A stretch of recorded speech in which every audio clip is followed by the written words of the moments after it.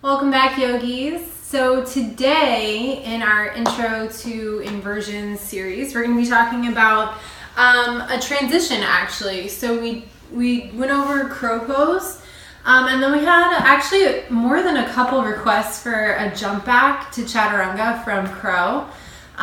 So I was going to talk about transitions later, but literally 3 people chimed in and said that that's what they wanted to do next. So that's where we're going with it.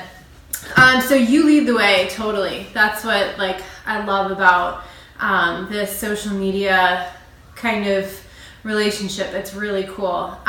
So yeah, enough talking. Let's just get right into it. So if you're unfamiliar with crow pose, definitely check out the first video, Intro to Inversions Part 1. That'll kind of break down that arm balance and get you feeling solid there. So once you feel pretty good in crow, then we can start to add on and transition in and out of it. So today we're just going to be talking about the transition from crow to Chaturanga rather than like down dog to crow or something. That's definitely a little bit more challenging to say the least. So one thing at a time. So we're going to start in crow and we're going to end in Chaturanga dandasana. So Chaturanga, I know we talked about that a couple times. You're probably familiar, but it's that low plank, that push up.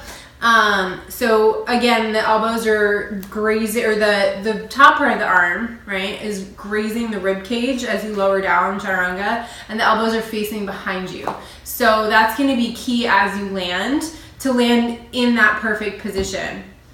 I mean, not perfect. Nothing is ever perfect. That's crazy. But just the idea of feeling really solid in your crow pose and then boom, just getting right back into Chaturanga without any sort of weird flailing or flopping around. Because that's what's really going to kill you on that transition. So I think the one thing that everybody's afraid of clearly in this transition is the belly flop, but just know that happens and you're gonna have to land flat on your face, belly flop on the mat a couple of times to kind of get it. But as soon as you start to jump back, have your toes ready to catch you. So you want to land with the toes tucked under, obviously Chaturanga.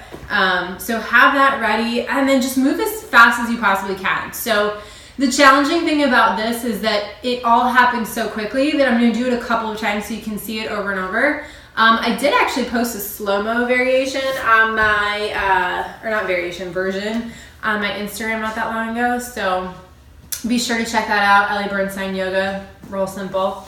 So we're going to get set up in crow pose. And then really basically all you're going to start to do is think about pressing your heart forward. I mean, I've already talked about that how many times in the past couple of videos. That's one of my big things, is you really want to expand from here and pull this forward as whatever is happening in the back is happening, right? So the legs are rapid fire shooting back as fast as you possibly can, and then you're just staying strong and solid, and that's really it. So from your crow pose, right, you get set up in a nice good crow here. You're going to really think about hugging the belly up and in as much as you possibly can and rounding through the spine. Basically, you want as much up action as you possibly can get before you shoot the legs back. So think up and back rather than just straight back. Because straight back, straight back. But that's what could kind of lead to that belly flop action. So think up and back, right? It might not really look like that, but energetically, that's what I'm doing and that's what I'm feeling. So I find my crow pose, right, knees up and in as high as I can possibly get them.